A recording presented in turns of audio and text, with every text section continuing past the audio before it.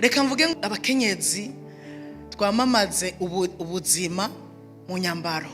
Ngo wewe ukunda kubwira abantu ngo bambare bikwize ngo kubera utambara ngufi.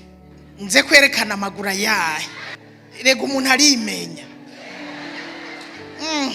Kandi nahora ndazambara. Mugabo oyaye ishwi. Yo tuvuze ngufi. Reka ndabaha ikigereranyo. Burya wambaye impuzu ibonekesha amavi uba wambaye ngufi.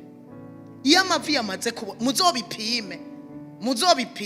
Iyo amavi yamaze kuboneka uba wambaye ngufi. Nukuvuga aho wicaye iyo amavi aboneka, c'est-à-dire ibigera nko ngaha nicaye ikiduga isanimetero zitari nke.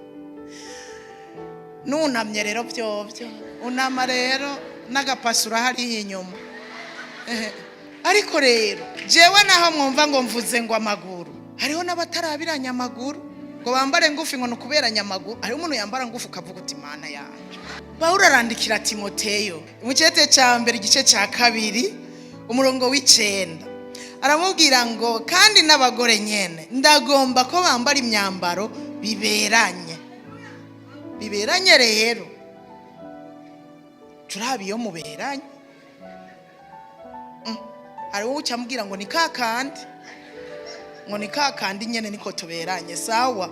Mugabe imaze kugera haruguru y'amavi bigira ndakubwire ngo iba yabaye ngufi.